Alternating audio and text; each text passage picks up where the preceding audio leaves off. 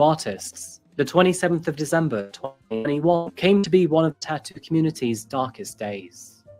By morning, the city had come to realize that the shooter was none other than Lyndon McLeod.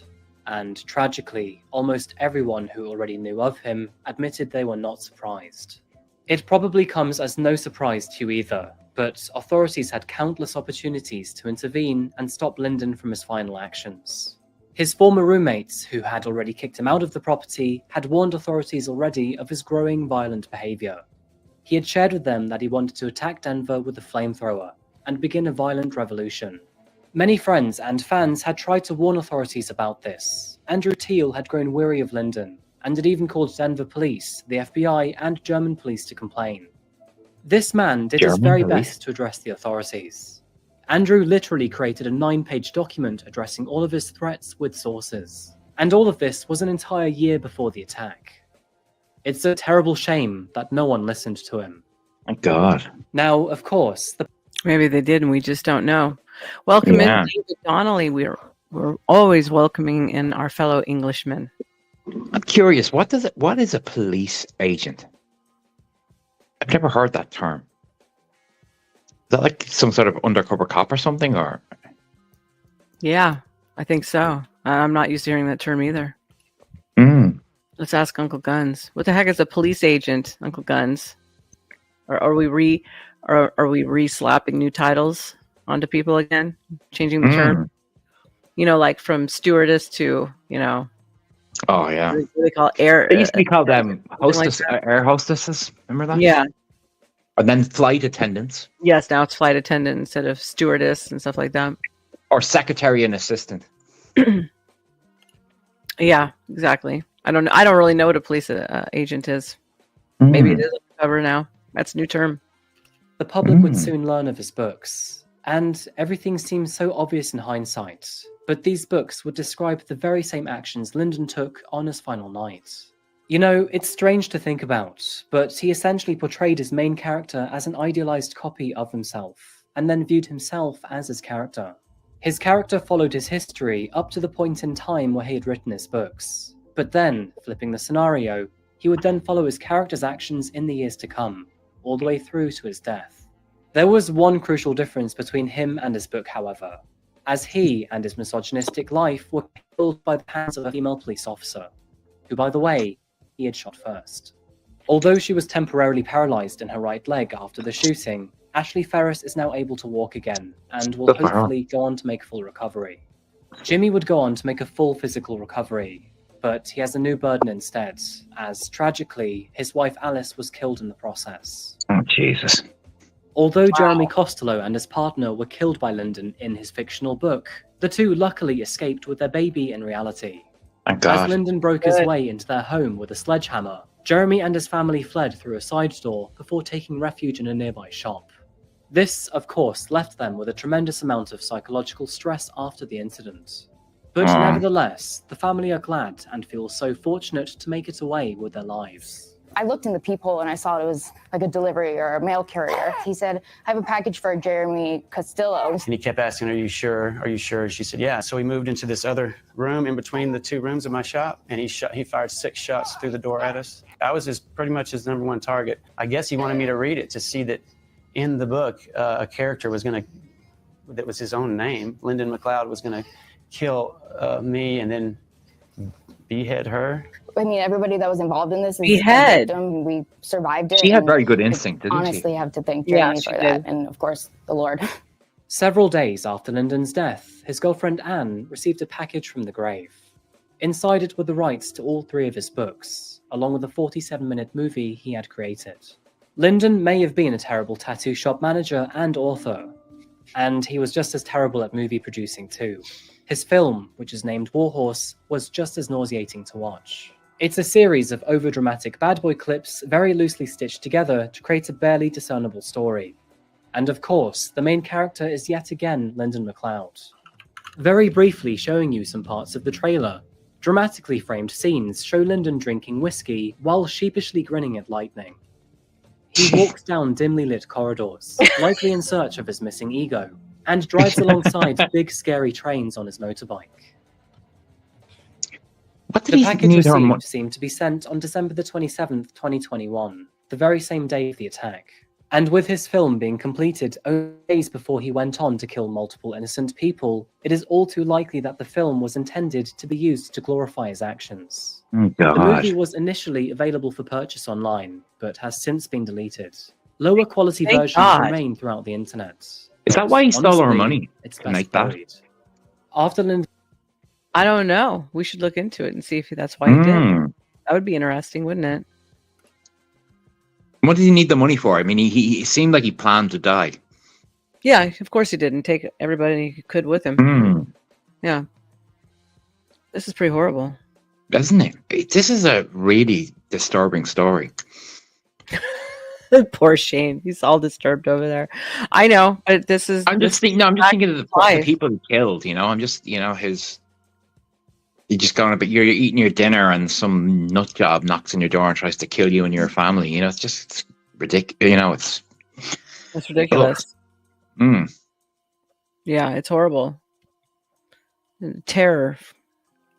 And I'm sort of angry at the authorities because this was all foreseeable. I'm sure that there were threats. I'm sure guys like that are, they talk a lot, usually. And more than likely, they reported things and then they just ignored it and or fueled it, you know, depending on how you want to look at it, if you're a conspiracy theorist or not. So I'm going to click play and we'll finish it out and we'll go to the next one. Lyndon's death, officers made their way. He said, yo, his book was a threat. Yes, his book was see, I didn't know it was in the book, but yes, you're right. The book is the threat. And so that would have been noticeable to the local authorities and or the FBI. So who was this guy really is what I want to know. To his former home found in Denver. They were greeted by the home's new owner, who had a story to tell. Apparently, after buying the house off of Lyndon, he found multiple animal skulls scattered throughout the property.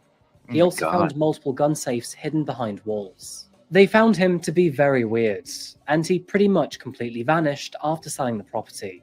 To quote a rather famous psychologist reviewing this case, Lyndon's business and financial failures were due to his incompetence, arrogance, aggression, and lack of people skills. Yet he blamed everyone else for what happened to him. He essentially hated all women, beta males, weak men, and those who wronged him in the past. And this left Lyndon very angry and isolated. Without the cognitive ability to challenge his own thoughts or opinions, he in turn became a very volatile man, and became more and more dangerous right up to the end. And sadly, this leads us to the victims of today's case, those who undeservedly died at his hands. Alyssa, Alicia, Danny, Michael, and Sarah. Jimmy Maldonado, who was also shot but survived, remembers his wife Alyssa as light in the shadows. She was sweet and gangster all at the same time, and had an amazing balance. The two of them were planning to start a family together, but that was taken away from them in the mere blink of an eye. Alicia Cardenas is remembered as a pillar of Denver's artistic community. Wisdom and grace poured from her any time she chose to speak. She was a kind and wise person, and her work and artistic flair will carry on through the many apprentices she taught. Michael Swinyard, a 67-year-old builder, was a quiet man. While introverted and shy, he was also a very good listener and friend. He enjoyed golf and making those around him happy. Both of those things he was very good at. Danny Schofield, a talented creative who worked at the Lucky 13, leaves behind 3 children and is sorely missed by his children, sister, and the rest of his family. Danny is remembered as a thoughtful man who had inspired many others to become tattoo artists. Sarah Steck did not know Lyndon McLeod. She was a stranger to him, but was shot anyway. At the age of 28, she had aspirations to become a graphic designer. She is remembered as an all-round great human being, beautiful and kind, and there to help anyone in need without hesitation. These 5 individuals had no chance to protect themselves from Lyndon's actions. And in fact, it is terrifying how quick some of these events unfolded. Whether there was any sort of contention between them and Lyndon in the past, it is certain that they did not deserve to have their lives taken. May the families and friends of Alyssa, Alicia, Danny, Michael, and Sarah find peace in the future. Yes. I hope they do. And yeah. so that just about wraps up our case today, folks. Thank you so much for watching another video today by Coffee House Crime. I'm If you curious found with this the case elderly or the old man. What contact could he have had with Lyndon to make him kill him? You know, it doesn't see the others are in the tattoo community. And he managed a tattoo business, you know, and the other girl was just random chance, but he seemed to target that man for, you know, who seemed like a good man all around, you know. Seems like it. Probably just didn't agree with what he was doing. Mm. Obviously, he was probably smacking his old lady around for one. Maybe, yes. So that started a disagreement. Maybe they were doing a business venture together, or wanted to. Mm. So yeah, that's pretty horrible. But see, this is just the type of thing it can do. And then they praise people who are off their rocker, and then when they go off fringe and they do something like this, I wonder what the community was saying after he did it. I mean, I wasn't there. Does anybody, Uncle Guns or self, do you guys know what happened after he had done all of this? What the space was doing afterwards? Were the men still applauding him? Were they saying anything? I bet they were all hush hush about it. Mm. You got to call out things. So you see, it's like with religion. You know, remember with the thing with the church. Remember in the Catholic Church and the priests. You know, there's a temptation to throw the baby out with the bathwater, you know. But every group has these people in them, you know. It seems, you know, there's always like, you know, you'll have police officers, and they'll be corrupt, you know. There'll be corruption seems to be in every walk of life. According to Self, he said that they were shocked and they distanced themselves. But I wonder what conversations ensued, if whether or not what they are touting was creating a problem with those who are challenged with mental illness or other, hate. See, I don't know of this guy, but it sounds like he was very public about his opinion. So I'm wondering why they were shocked. Exactly. I'm not shocked at all. What I'm shocked about is that nobody scooped him up before the shit went down. That's what I want to know. So that to me signals a psyop operation. So be careful the spaces you get yourself into. You might be in the middle of a psyop and don't even know it. But there seems to be a growing pattern of these psyops. You know, like when there's some sort of public riot or something. You know. Yes, I've noticed that. Yeah, it's happening a lot and more frequently. You know, the summer of love, and all that stuff. Yeah, can't imagine what the agenda is, huh? The instigators, you know. The instigators, the planned instigators, right? So the next one is called the Incel Virgin Who Became a Murderer, the case of Jake Davidson. Oh. Here comes another one. And there will be more to follow, I'm sure, if we don't watch out. I know it's a movie, but you know, I like to think sometimes, you know, I'm a Terminator or something, and despite reaching almost total system failure, he keeps trying to accomplish his mission, you know.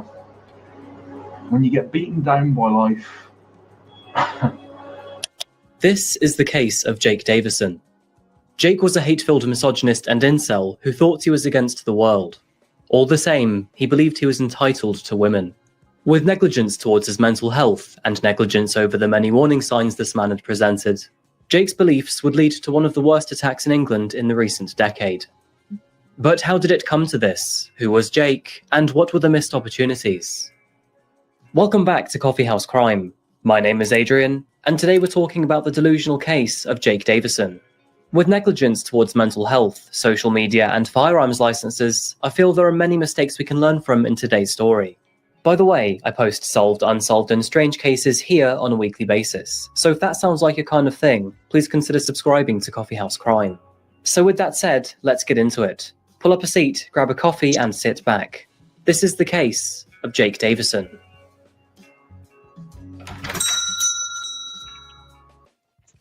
So this is how an echo chamber does to people in the incel video. So is everybody ready for this? This guy sounds like he's from, you know, the regional accent in England. It's, you know, it's like, you ever see Hot Fuzz, you know, that kind of Dorset, it's the Midlands in England. It's a curious accent. Wait to hear it. All right, well, let's go.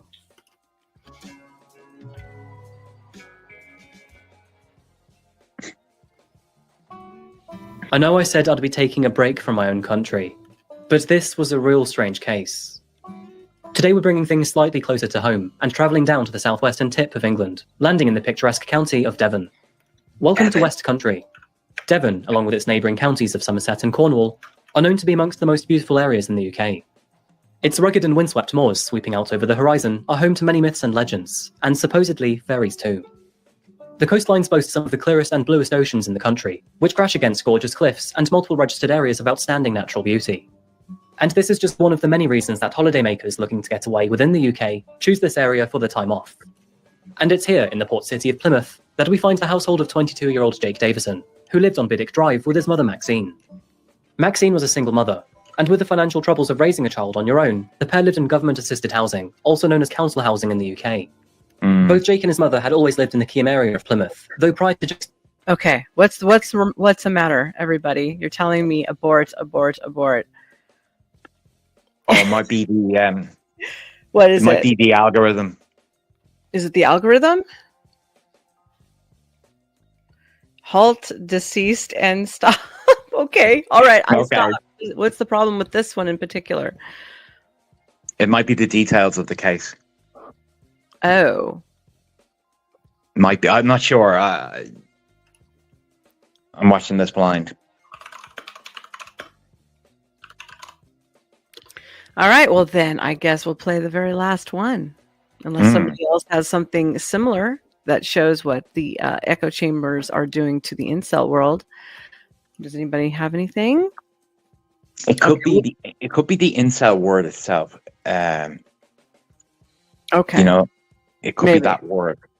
All right. Well, we'll move on then. Here, I'll redo a different one.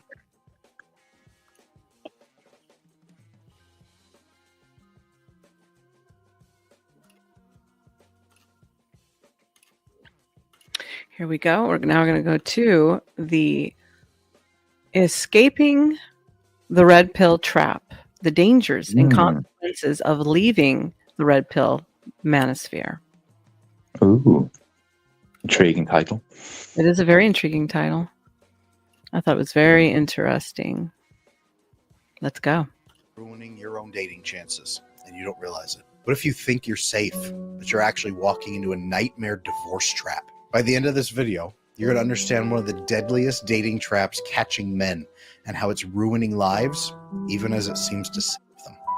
You'll also know how to avoid this trap and help others who get sucked in. The topic today is the red pill and how it's hurting men, even as it claims to save them. This insidious ideology is based on flawed assumptions that ruin your chances at happiness. But the people who support it will tell you it's your only hope and that you must follow it. Hey, Woody. Woody for president. Me for vice president. No, just kidding. Face ultimate ruin. I'm here to tell you that's complete bull, and I'll show you the right way, the one that they fear. So buckle up and let's debunk the red pill once and for all. Welcome back to my channel, where I show you how to make love happen on your terms. I'm Adam Lane Smith, the attachment specialist, and I make relationships better. Most guys today are terrified of becoming another divorce statistic and losing all their hard-earned money, and I totally get that. Other guys can't get a date at all, and they turn to online dating gurus to help them figure out how to find love. I've helped thousands of these men achieve real results, but for every guy who learns the truth, 10 more get taken by charlatans. I want to make sure that does not happen to you. So let's dive in right now and show you how to avoid this cult that wants to keep you trapped. I have heard of this guy. He is a psychologist. You need. Yes. He's a psychologist, a specialist in attachment disorders, I think, isn't it? Mm-hmm. And he also has some books out, like they all do. Uncle Gun says, Adam Lane Smith is a grifter, but this is a decent video. Okay. Here we go. Need to know the facts. What is the red pill and why is it so attractive? The red pill has been around for a long time, at least by internet standards. Some people place the official year of its start in 2012 when the subreddit was formed, but the idea has been around a lot longer than that. The name is drawn from the Matrix film, when Morpheus offers Neo the blue pill to go back in the Matrix and hide from the truth, or the red pill to learn the truth. Initial leaders in the red pill movement were angry at the growing... When I first entered the space, that's what I thought it meant. That it was about the truth. So did I. But, boy, was I wrong. One thing I think... Fairness of modern... Yes? I'm not sure it's an ideology. No, they call it a praxeology. Yeah. Mm-hmm. But now it's a cult. Well, I sort of use it as a lens to see the truth. I mean, there are lies. I mean, we all like the Disney fairy tale lie. The prince on the white horse is going to come and that's bullshit. I grew up with all those cartoons. I never once thought there was going to be a prince showing up on a white horse for me. Sorry. Yeah, but you're a sensible woman, Star. That's a problem. Are you saying that's not normal, sir? Being sensible? I am, yeah. Women, I guess. I don't know. Well, no, but it's like this manifest thing. It's like people and men too. People think they're gonna get it seems like they want a doll who will do exactly what they want and say all the time. That's not what people are. No. They're their own person. Yeah. For some reason, somebody's always looking to control somebody else, it's like, yeah, why? and people aren't just going to accept everything about you. You have to find the right person for you, and you have to treat others with respect, yeah. And that's, I don't see why that's so mysterious to why people don't just know that. Seems like common sense. I agree with you. I will say this and then I'll start the video again. They say in the space that women just want love and men just want respect. And I say, bullshit. Women want respect and we want love. Sorry. Hate to tell you you're wrong. But I think both. I mean, some men, I think, see respect as love, Yeah. but, but I think both want love and respect, yes. If you're freaking normal, yeah, I would say so. If you're not, then you're only going to concentrate on one or the other. Or maybe you don't see that they are interchangeable. But some people seem to have a trouble with what actually love is. Well, I can always pull the scripture up and read it for everybody. I'm sure Uncle Guns would appreciate that. I'm gonna get I'm gonna get on Uncle Gun's nerves, not on purpose, just because I might read something like that. Anyways, let's start. Love is kind. Is that the one? Yeah, love is patient. Love is kind. Yeah. Modern life toward men in today's love isn't based upon what you do for me. What can you do for me lately? That's not what love is. Janet Jackson was. What have you done for me lately? Ooh, yeah. Remember Eddie Murphy's stand-up about that? Yeah, I wasn't that. What was that? Raw, I think. Raw. I have Raw. Yeah, Shit. that was funny. I could pull something from that and play it for everybody, but can't. I love this bit about cheating on your wife. Okay, remember you talk about if you cheat on your wife, eventually she'll start cheating on you, and she'll go down to Jamaica and meet, and all that. No, I totally forgot about that one, but that's hilarious. We should play. I don't think we can play from that. Can we play anything from that? I mean, it's been a million. You might be able to play a clip, Maybe. I'll dig into it. I'd really love to incorporate fun stuff like that. All right, let's start the video. In divorce courts, in legal proceedings, and virtually everywhere else. The truth is that their initial complaints are largely valid. Men are discriminated against in a variety of settings. Women do have more rights than men in many places, including custody default settings and family courts. Society does encourage women while spitting on men. I experienced a ton of these issues myself growing up in California, which, by the way, got the modern crazy decades before the rest of you were facing it. I've been there, I grew up in it, and I experienced many of the issues that the initial Red Pill founders were concerned about it. So I totally get it. I absolutely do. I've lived it. This is not a video to tell you that men have it easy and everything is great. The threats are problems, and they are real. That's what makes Red Pill ideology specifically so insidious. It takes a real problem and then turns those sufferers into perpetual victims who need the ideology to feel safe. Only this cult can protect you. Does that sound like anything else out in the world?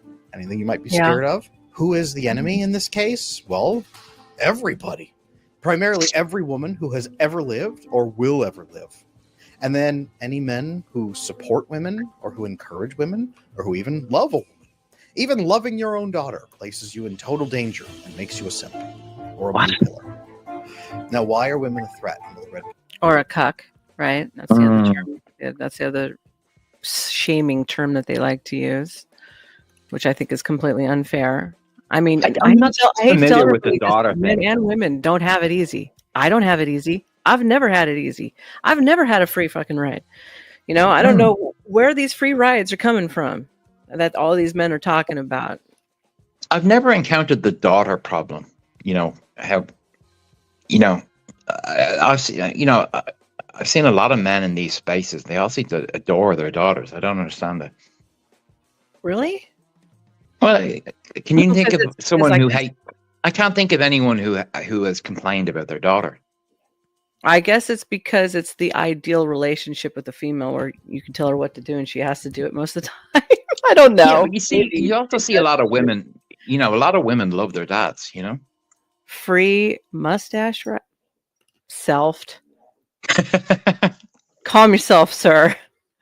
Calm. We continue. Ideology. Most often it's because the founders of the ideology target extreme examples, like women with the Andrew Tate is not a red pill or founder. Others and exploit. No, but they've associated him too. So exploit their own loved ones for personal benefit. These awful women form their image of all women. So the founders claim every single woman on Earth has a severe personality disorder and sociopathic tendencies lurking just beneath the surface. Many of them argue that women are fundamentally incapable of love and that they are more or less sexual livestock who need to be managed and kept. All of this fear springs from what the red pill community doesn't understand: attachment theory. Okay, so that was deflecting to me, you know. Yeah, I don't. That's the pot calling the kettle black. If you're looking at all women and saying they've got all these tendencies and blah blah blah blah blah, then you're the lurking sociopath because you're looking to control somebody. Sorry. Or the common denominator if you're having this problem repeatedly. Yeah, or you're into some weird kink, you know, some BDSM or some crap. Although I think that BDSM is its own weird thing. It is its own weird thing, but it can exchange in hand to hand. If this woman doesn't do this entire list that I want her to do, then she's no woman for me. You know, I could make a list for a bunch of guys too. Let's make it fair across the board. In the BDSM thing, it's funny. The submissive is actually the powerful one. I've never thought about it. I don't think about it too often, but I could see where that comes from. You know, I was reading something about lesbians into BDSM, you know, so it wasn't like a male-female thing. It was two women, you know, and the woman who was the dominant, she needed this more than the submissive, and the submissive drove the fantasy, you know. That's true. That's true. And that gave her a power over the dominant.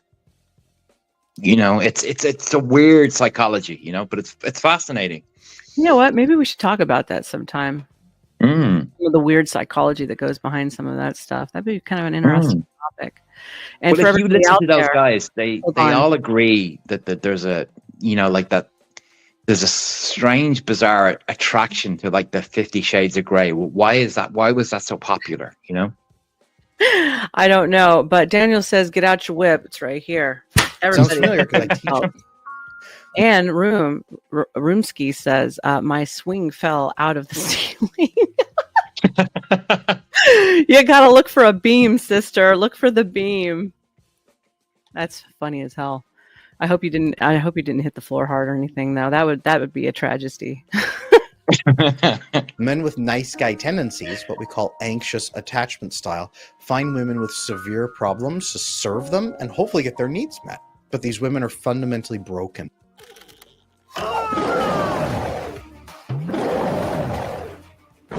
God. And they will not treat them fairly or faithfully.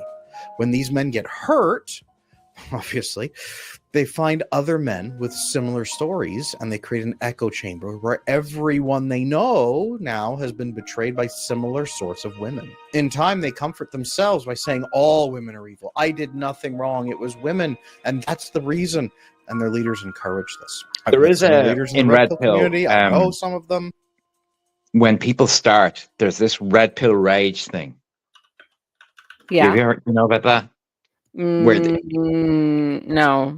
Well, apparently, like these guys, when they're hurt and they get together, and all of this is new to them, and they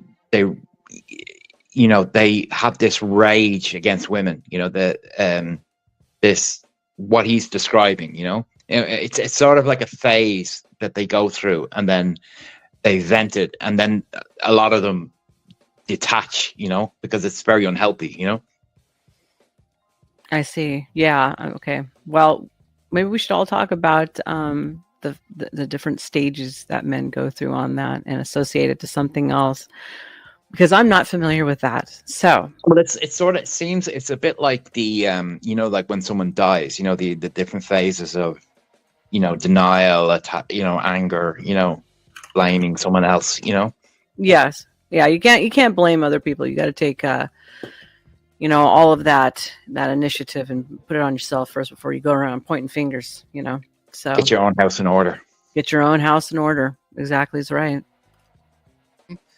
Behind the scenes, things have not been good and usually are not good. I'm thinking back even 10 years ago, 10 years ago, there was one man named Roosh V who wrote kinds of articles online about things like this. He has since completely disavowed everything he ever wrote and is going backwards on it and disavows all of this stuff he wrote. Now, does he disavow maybe the evolutionary psychology pieces? We'll talk about that. But all of this have endless sex and prey upon people. We'll talk about that here in a minute. But even some of the leaders are realizing that what they've done, absolutely intolerable. Over time, what this fosters in these men who fall into this red pill trap is not healing or secure attachment. What happens is they bring in anxious men and they switch them from anxious attachment style to avoidant attachment style. It makes it so they cannot connect to others, and they pathologically distrust all human beings outside of the cult. This is aimed primarily at women and those who support them, who created those initial wounds. Many of these men are still seething against their own mothers for not giving them the love that these men craved as children. It's attachment. Now, by switching these men from anxious attachment style to avoidant attachment style, the red pill ideology thereby changes the women they're going to attract. Where the anxious men used to pull in women with personality disorders who would control them and then hurt and betray them, these men are now avoidant, and they attract crushingly insecure and approval-seeking women who will do anything to feel loved. And I mean anything. Those are called doormats. There's a lot of doormat women out there. They're the yes. You say whatever, and they say yes. How high do I jump for you? There's also the male version is the yes dear men, Got it. Yeah. Well, I know I've seen a couple of women in the space who've married dudes like that. I wonder if they're happy. I heard one complaining. I'll leave her name out of my mouth, but I heard her complaining that she was having a really hard time adjusting to the red pill and all of the change and laying down the law and all that stuff. And I was like, was this the lady that? Don't say it. Don't say it. Type it in the private chat, and I'll tell you if you're right. But as she continued on and she started speaking of her grievances, I was like, oh, so basically what you're telling me is he doesn't give a flying fat rat's ass how you feel about anything. That's what you're saying. So when you get somebody like that, I trust that marriage is going to be rocky soon. Because eventually somebody gets, the woman often will get sick of that shit. I know I did. And it wasn't even red pill. So. These men now use their skills of manipulation, which they call game. It's a game to them, to emotionally coerce insecure women into sex on their terms. They call it spinning plates when the men juggle. He sounds like he's describing PUA, not red pill. Fear of abandonment. He's describing PUA. I don't think so. He's describing red pill. I don't think I think it's still red pill. Yeah. With the spinning plates thing, Oh well, of course. No, you're right. Yeah, No, there is no, a I've there is never a red pill thing like, about that as well. Yeah. yeah, I was never involved in PUA, and they've always used the term spinning plates, which is actually a vaudeville reference. Yeah. Yeah, it is. Yeah. Mm-hmm. Sorry. There's also another term is your rotation. Ah, yes, the rotation. Yes. Mm. Your debaucherous rotation. All right, let's let this play. Against them to keep them on the sexual hook. The women will accept just about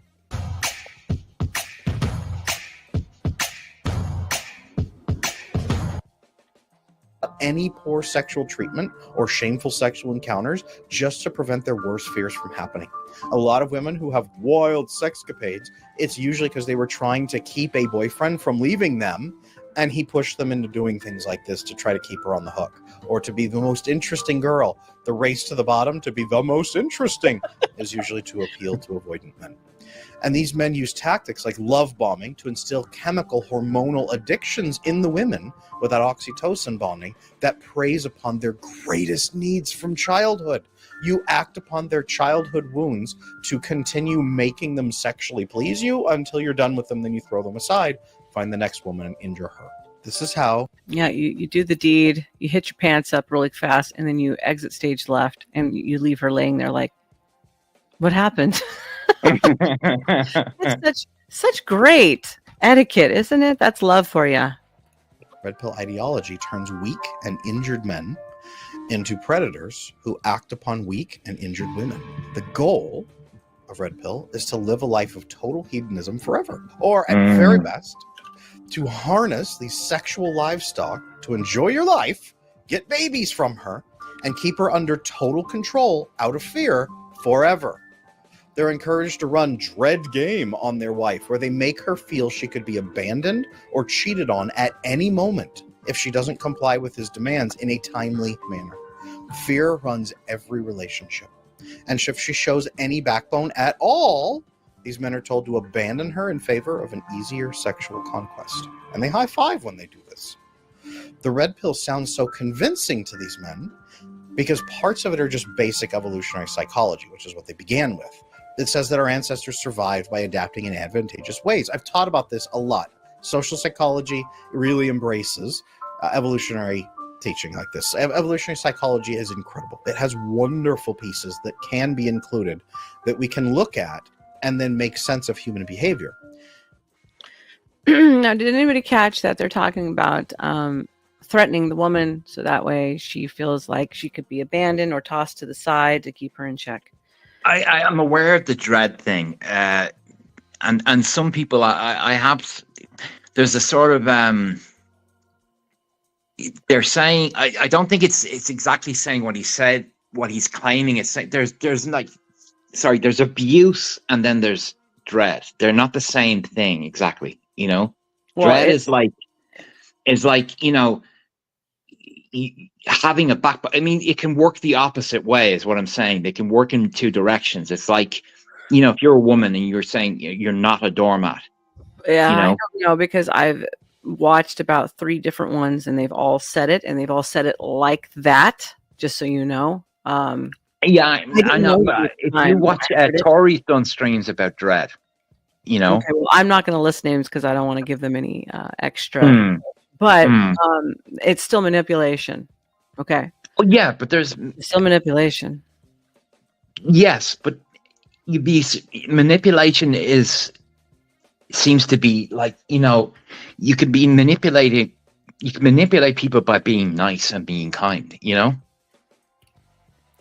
You could. You know what I'm saying? Yeah, yes. You can also use, well, that's a different type of manipulation, but it's still manipulation no less. Oh, it is. Yeah, I'm just saying, but manipulation in itself isn't necessarily bad. It's like a tool. There's a toolkit and you can abuse it, you know? It's like guns,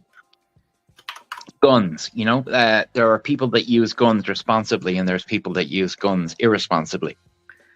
Well, I would certainly hope that all the women who experience this type of behavior have a backbone and push back against that, because threats like that with me, good luck to you. As far as I'm aware, these threats aren't like, they're not like threatening violence. They're just saying, I'm going to end the relationship. But that You know, is still enacting and enabling fear into somebody. yes, but yes, it is. I'm not saying that's not, but I'm saying that works both ways in relationships, intersexual, in sexual relationships. Women, there are things that women will not tolerate. Some women, other women, yeah. If you get a doormat, she'll tolerate any damn thing you want to do. Yeah, but most women aren't doormats. So most women are more complex than that, surely. I've seen a lot of doormats. I'm not going to lie to you. I've seen some doormats. Yeah, but I'm just saying that I'm not sure that I think this problem is a little bigger than we're thinking it is. I think it's a human problem. I'm not saying I don't think it's necessarily like all of these issues pre-exist Red Pill, as far as I can tell. Oh yes, they did that, but they are definitely enacting that in the spaces and trying to convince men to use manipulation tactics and fear, and basically, and the Word of God says, "Fear hath torment." Okay, you're basically tormenting somebody, and He also says that manipulation is as witchcraft. Okay, stubbornness is as idolatry. I can quote it all back for y'all, but so let's play this video. This can include different mating strategies, bonding strategies, all kinds of things. I've done plenty of information here on this channel about how men or women are different, how we've evolved, and how we can embrace that. The Red Pill also takes some pickup tactics that were popular in the 90s and the early 2000s and teaches men some basic attraction strategies that especially work best on insecure women who crave approval from men with daddy issues. Again, it targets women who are weak and hurting from the very beginning. What do you call that when an animal does that in the wild? Oh, yeah, predator. At this point, though, Red Pill goes way off the rails and tries to claim that women evolved to be sexual livestock for men who are incapable of most mental functioning and who need to be handled accordingly. They use terms like hypergamy to say that every woman at every moment is just waiting to trade up to another man and will betray her current mate for the smallest reason. $5 to stab your husband in the throat. Yeah, I'll do it. Without any sense of loyalty or love in any way, shape, or form. The argument is that this hypergamy evolved in women so they could stab their husband in the back without warning and immediately get more resources from another man. Does this sound sociopathic? Yeah, it is. This flies in the face of the reality that the majority of marriages which fall apart are attributed to total emotional neglect on the part of the husband against both the wife and the child. At Mint Mobile, no, that's not true. We like to do the opposite of what Big Wireless does. They charge you a lot. Children, usually from his unresolved avoidant attachment, and usually this takes the form of cheating, affairs, all kinds of things that he'll engage in. I saw this myself for years as a marriage and family therapist, and I even wrote a book on the phenomenon. It's right above my head there. Men who have no idea how emotional intimacy works will spend a decade or more telling a woman she's stupid for wanting emotional bonding. As her kids, together with him, get more and more emotionally damaged from their emotionally neglectful father, she blames him and her resentment grows. But he just tells her over and over to shut up, shut up, shut up. There's no fix. Stop what you're doing. Stop complaining. When she finally files for divorce after 10, 15, 20 years, he claims he was totally blindsided. And he takes to the internet to claim he's the only real victim here and that she was totally unreasonable. She never even warned me. I told her I was willing to try after 20 years, and she said no. Like I've said, I've written a whole book on this phenomenon. You can find it on Amazon. It's called Exhausted Wives, Bewildered Husbands. It's one of the biggest reasons for divorce here in America. Red Pill takes parts of the truth and assembles it with insecure attachment problems to create an ideology that encourages sexual slavery and constant fear. This is the harsh truth, and it's time that we talk about it. Now, a lot of guys who subscribe to Red Pill ideology are watching this right now saying, "No, that's totally wrong," or "Adam doesn't get it," or "Adam's just pretending everything's fine and he doesn't get what the world's really like." And I get that, guys. I understand. Red Pill guys are not usually evil. They're usually hurting. They're usually very hurt. They've usually grown up without much love, and this is the closest to love or security or safety they have ever felt. I totally get it. I really do, and I do not hate men who go into the Red Pill. I totally understand. That said, the guys who are so into it that they will do anything and hurt anybody and make fun of people and destroy lives of people who don't like it. I've had my channels taken down. I've had all kinds of live streams taken down. All kinds of stuff happen from guys who want to collect women sexually like livestock and protect their cult. I hear you too. Kid, sit down and learn. You grew up with problems, and it's okay to feel hurt, but you cannot live in perpetual fear forever that drives you to hurt other people. You cannot use that fear to seize control of others through their wounds. Not on my watch. Now here's what the red pill misses, and here's how the rest of you can avoid this trap. It's going to the extreme end a bit. Yeah, and he's very hyperbolic in his language. Yeah, you know, I'm not saying he's wrong. I'm just saying that the way he's saying it. And sorry, they're not on my. I mean, who is he? You know. Do you know what I mean? I'm just this guy. You know, this sounds very white knighty. Yeah, it is. But you know, it's a sales pitch. Come on. Oh, and his book on Amazon. Don't forget his book on Amazon. But he's not completely wrong, but he's definitely using a more extreme approach to it. It's the sexual livestock thing that bothers me, you know. The whole slave thing, you know. Yeah, he's definitely using some very. I'm not saying he's. I'm certain there are guys that do that. I'm not saying that he's wrong. It's just his way of It's his way of addressing it. It's very hyperbolic. I'm gonna push back on you just a little bit, just for entertainment's sake, though. Hey, what about all these guys who are actually doing this crap? Like, if we look at the guys who are pushing the red pill in the space, they basically want to turn women into sexual slaves, and all we do is pop out babies, and we have no say. We can't vote, we can't work, we can't do shit. Now what? Yeah, well, it's okay. Here's the thing, right? Why do they say this repealed on 19th thing, right? This vote thing, because women's, not all women, of course, but women make very bad decisions. Well, here's a real stat in America, and this gives pushback. Women are the predominating registered voters. There's not a whole lot of male turnout and participation. So if you want to see things changed, and the men also, the males for Uncle Guns, because we want to distinct males from men, get your ass out there and register your butt and go vote. But here's the thing: if that happened, women wouldn't like the result. And there's a reason women are more registered. Well, one, women outnumber men numerically by about 4%. So there's always going to be women deciding the elections. You know. Well, we don't really decide anything. We're the popular vote. It's the electoral vote that matters. So that. Oh, of course, yes. I'm sorry, in strategic states, but yeah. But women are. A lot of people politically, you know, political parties will go after young women and get them to go out and register the vote, you know, especially women under 25 who are, you know, unmarried. Yes. The high risk category. Yeah. Why are you crying?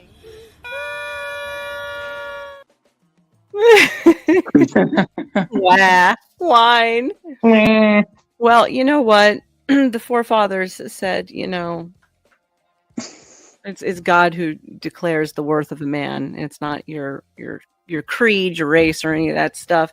So I'm going to upset everybody. So if the black man can be freed, so can the women. And so here we are, whether anybody likes it or not. It's king. I know, but free from what? Free from the burden of not achieving your full potential. You're supposed to be alpha. For you to achieve your potential and be the guide of your own destiny. However you. But I'm saying women always had potential, and there were always women who succeeded. Yes, but women were not always allowed to vote, nor were they allowed to read or be educated. Yeah, but I'm sorry, but men weren't allowed to read or vote as well. I'm pushing back. See, that's what I'm doing. No, what I'm saying, but think about this, right? For most of human history, okay, only 2% of the population could read. Yeah. Do you know what I'm saying? Most people never went, you know, the education system is only a couple of 100 years old. That is true. It is mostly the wealthy class that could be educated. And they were privately educated. However, it was a no-no for any women to be educated, because if we no, that's not true. Actually, historically speaking, when the education system started, I'm all winking at the camera. I'm winking at the camera. What? Hey, women were. I gotta push. I'm talking about America. I'm not talking about the whole flipping world. Well, yeah, but if you look at the American education system when it started, girls always did better than boys. That's true, but statistically, math, we are. Oh yeah, sorry. No, in the STEM, reading, we excel, and in the boys, and in writing, and there's other skills that women excel in. I'm just saying that men are drawn to more thing-orientated subjects. Yes, I know. Women are go towards humanistic. Yes, human and social things. And I'm just saying that I think they're of equal value. I'm just saying they are of equal value. Yeah, I'm saying that in my lane. Yeah, but I'm just saying that growing up, going to school, getting married, and having a baby is not a bad thing. Is what I'm getting at. No, it's a good thing. I think I like the old days when being the mother was a glorified occupation. Is what I'm saying. I'm trying to think in America when that stopped happening. That was obviously around like the late 60s and 70s. 70s, yeah, the 70s predominantly. But by then they had already changed. Don't work harder, work smarter, and then they took all the trades out of the schools and everything else. Yeah, that was a disaster. It's still a fat disaster because all the guys are retiring who are qualified to keep civilization civil. Yes, there's going to be a massive skill shortage very soon. Yeah, that's true. I think it's already happening. It is already happening. Let's watch some more of the video, and then I will. Yes, sorry. I'll push back with some feminist propaganda bullshit. You do that then. For the red pill. They don't start with secure attachment style. Most of them are from families where they never learned how to give or receive love in safety. Maybe they had a single mom who didn't meet their needs, or a weak father who let an overbearing mother drive everyone into the ground. A lot of them were abused by mom as a kid, and now they try to get control over women just to feel safe. Thank you so much to the Farmer's Dog for sponsoring today's video. As you saw, our food is delivered straight to our doorstep. Others are just terrified of women and they don't want to be alone, but they can't get a date to save their lives because women smell their fear and avoid them. And frankly, they're in the wrong dating pool because they're dating broken women who want people who will control and hurt them. It's an ugly system. The dating pool, at least the broken one, is really ugly right now. Women are confused, men are confused, and there's an estimated 2/3 of people who have attachment issues now, according to the updated research. The answer is not to embrace attachment problems and become the aggressor. It's to solve your attachment problems and shift from that broken dating pool into the healthy one, where more loving women are looking for a husband to commit to and build a life with. The truth is that most women, even the insecure ones, are looking for love. Most of them cling to the first man they meet and they try to make it work at any cost. We know this through the sheer number of women who stay with domestic abusers or who hold on to dying marriages well past the point of hope. Women are the most likely to purchase relationship improvement courses or to seek out help to fix their relationships. They're the most likely to suggest couples therapy or to do their own therapy to be a better partner. My emails and my DMs are flooded with women begging for help to make a relationship work with men who clearly don't love them in the least, but these women are determined to keep him. And it's not because these guys are the cream of the crop. They're not billionaires with 12-pack abs. Most of them are barely functioning losers who offer a middling lifestyle at best, and these women are utterly devoted to them. The truth is that women aren't really the faithless monsters that red pill ideology simplifies all of them down to. Not any more than all men are saints, like the red pill seems to claim. The red pill is really a black pill, a fear pill, an obsession with control so that the adherents never have to do the hard work of healing their childhood pain and learning to selectively trust the right people. Now, instead of giving into this fear, fix your attachment. Get secure. Learn the trust levels, the 4 levels of trust, and how to select the right people to open up with. Connect with the healthier dating pool of women who will love you unreservedly and work with you to build a life together. When you do this, you can build a life with a woman you trust and who trusts you. She will be faithful, loyal, and loving. You can be fully yourself, and you can chase your mission with a companion who acts as the wind at your back. I've experienced this sort We're supposed Your man pees in front of you, but does he let you hold it? Does he let you aim it? Does he even allow you to take control of the situation? Because if not, then I don't even know if you have like an actual relationship, to be honest. Oh my God. We're supposed to have your back, gentlemen. While you're myopic, we are not. And we're supposed to point out when there's danger ahead also. I'm very One thing, sorry, this thing that I agree with most of with his advice here, you know, I do agree with that, but I don't agree with what he's saying about the problem. Like, firstly, most divorces are not caused by this problem. It's financial. If you look at the reasons for divorce, women report is financial troubles. My very first show, I covered this, and actually, it's what's going on inside of the home, then financial, and then sex.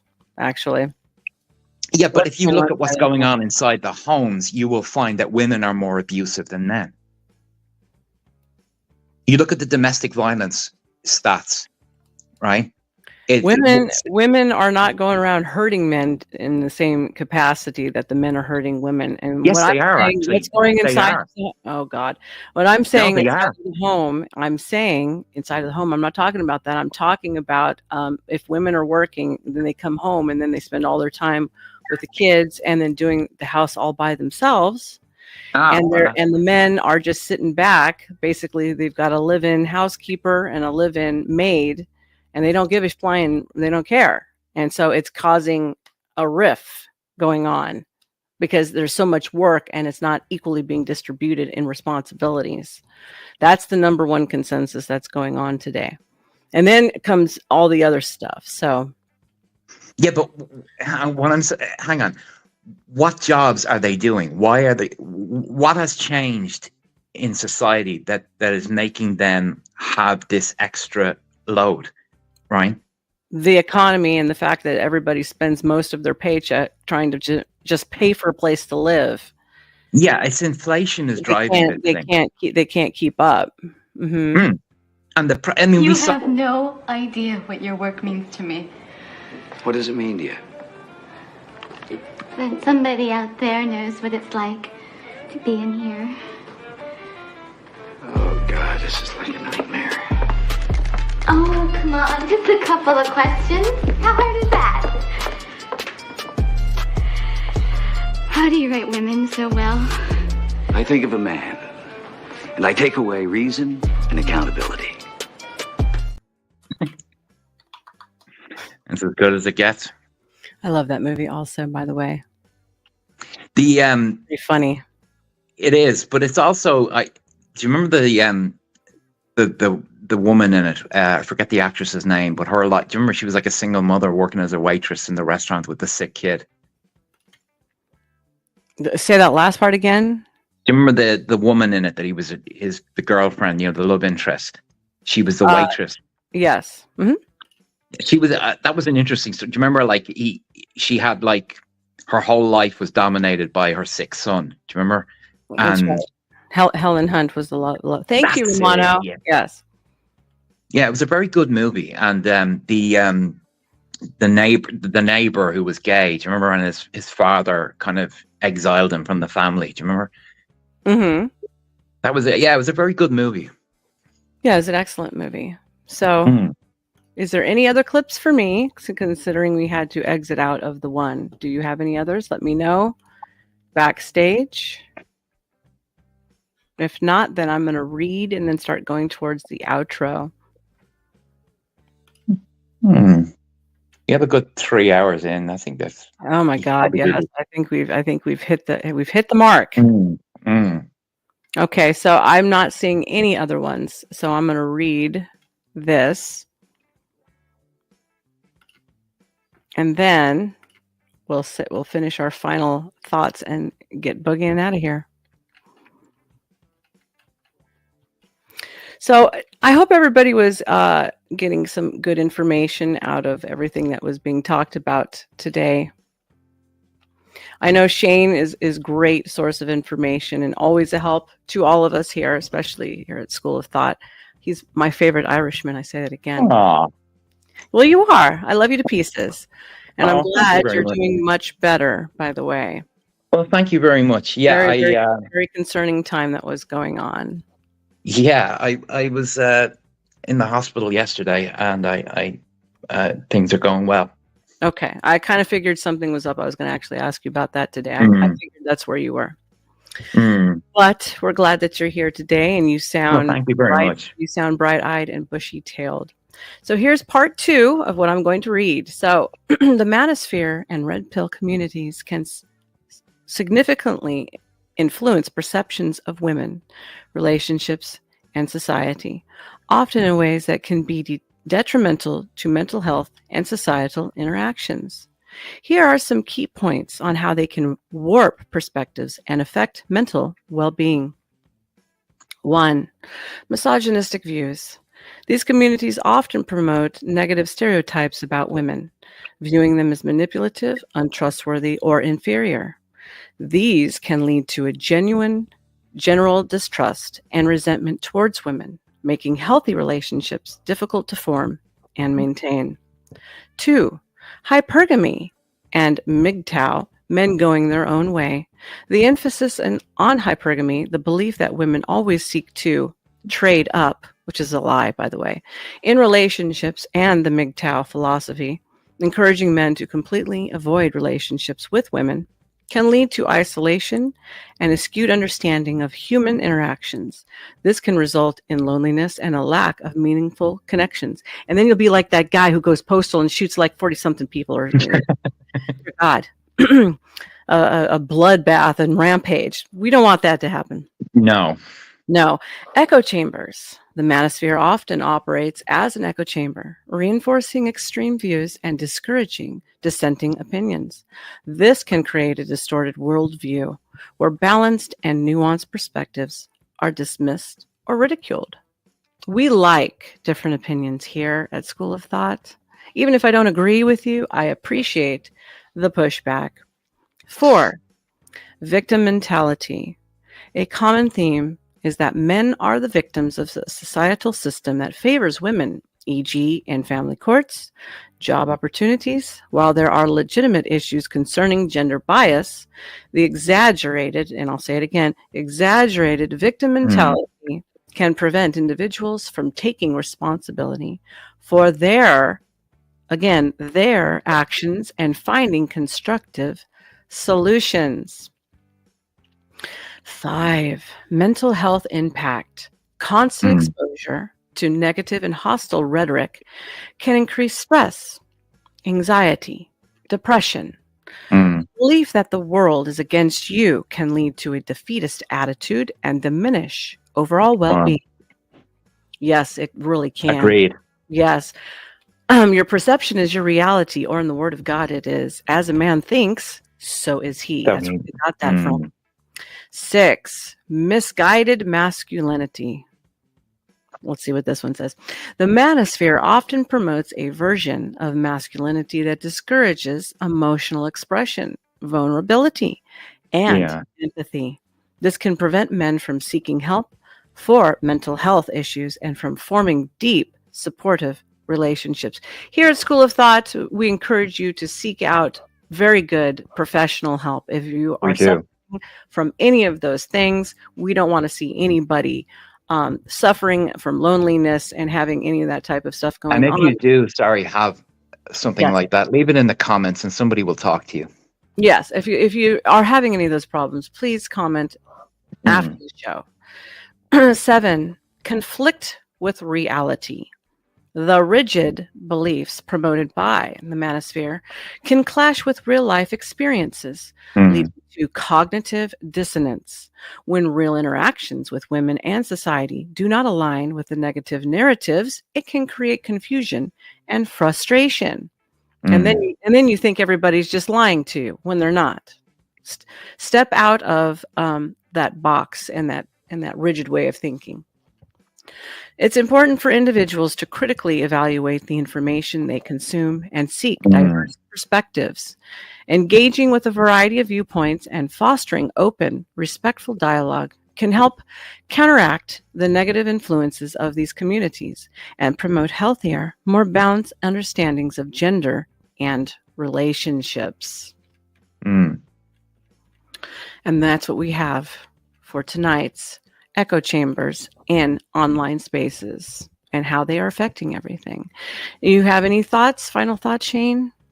No, I think this is a good conversation, and I think, you know, there's more to be said. You know, I like the I like that we're disagreeing, but I also like that we agree that, you know, how do I say this? Like that last video, I agree with his solution. I just don't necessarily agree with how he arrived at it, you know? Oh, you mean by being very hyperbolic and using Yeah. polarization in it?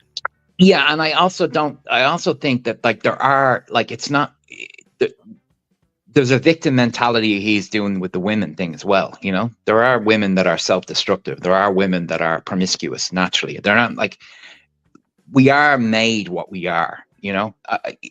There's a vicious circle going on here, you know? There's always a segment of society, both of male and female, that run towards those types of behaviors. But for women, I wouldn't say that that is prevailing. No, but Not but prevailing. there's also we're forgetting that there's a whole generations of feminist propaganda telling women that sexual liberation is a good thing and that they should behave like men. Like men, exactly. That's Yeah. trying to reprogram the family dynamic, because the truth Yeah, and I'm is, just saying that this has created a massive problem in society, is what I'm Yes. getting at. That Yes, it's already been divided. yes, but here's where the caveat comes, and I've heard this in the spaces, which is they say that men are the gatekeepers to relationships. You're the gatekeepers in relationships as far as maintaining the attraction and all that stuff, but women are the gatekeepers to the family unit. Period. Well, yeah, I think the relationship gatekeeper thing is that you have to ask a woman to marry you. That's the start. Yeah, that's the Yeah, I courting, mean, no, but see, what everyone seems to forget is getting married is just the first step, really, or the second step, you know? that is the second step. You know, but then you have to work on maintaining that marriage for the rest of your goddamn life. Yeah, and the relationship and the intimacy and everything that and the emotional thing. See, I don't, you know, I understand a lot of men are very emotionally bottlenecked, you know, like I'm not like that. I don't have that problem, you know, like, you know, when you come home from work, playing with the kids or dealing with the kids seems like the most natural thing to do, you know? Yes, but let me finish my thought. What I mean by women are the gatekeepers to the family unit. We're also the gatekeepers to a lot of morality. The reason why is women surrender their natural position in the home and the moral gate, which is AKA, no, I'm not going to sleep around with you. No, we are going to be married in order to procreate and create children. Then the whole family unit will go sideways, which is why society is being attacked. Sorry, if that's not done, you mean? If they can make the women behave like men, then yes, sorry, that's yes. Then there will be nobody to guard the family unit, and women guard the family unit. We are the women. Sorry, I believe that historically speaking, women were the sort of moral authority. You know, they were apolitical, but they also they were the guardians of family values. Yes, that's what I'm saying. And that's a good thing. I'm agreeing with you that that's a good thing, and that's a necessary thing. And I also agree that, you know, promiscuity is a bad thing for everyone. Too much promiscuity is a bad thing for everyone, whether anybody wants to agree with it or not. No, it is. It's self-destructive, and children need parents. They need, you know, children that have two parents, two loving parents who are good, you know, who are invested in that child's future. You know, that's the best thing for everyone. It's the best thing for everyone as long as there's not too much shenanigans going into inside. I'm just saying, bad behavior. Yeah, I'm saying bad behavior is bad. I'm just saying, you know what I mean? But what I'm saying is that we need to promote healthy behavior.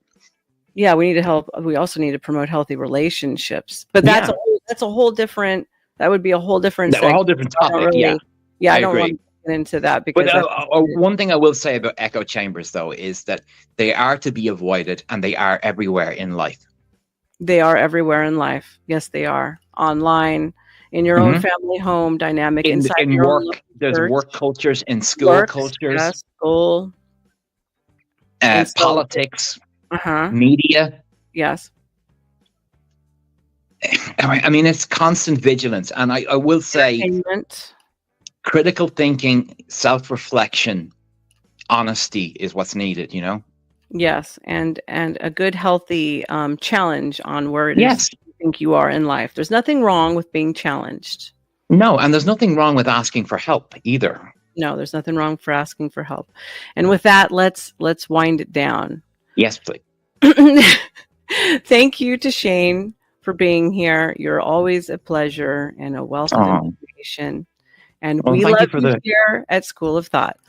Oh, thank you very much. You're very kind to say so. And I do like to be here. Thank you.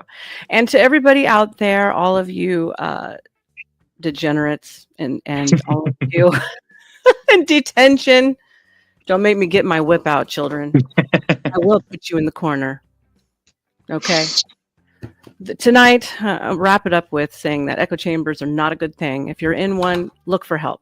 If you're depressed and confused or having any type of mental health issues, please reach out and get help. And with that, I want to tell everybody, thank you for being with me tonight.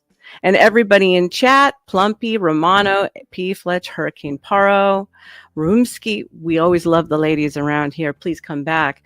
Uncle Guns, Nightbot, and everybody self-made. Daniel, all of you, thank you and have a wonderful night. Mwah. I'll see you tomorrow. Thank you. Good night. Night.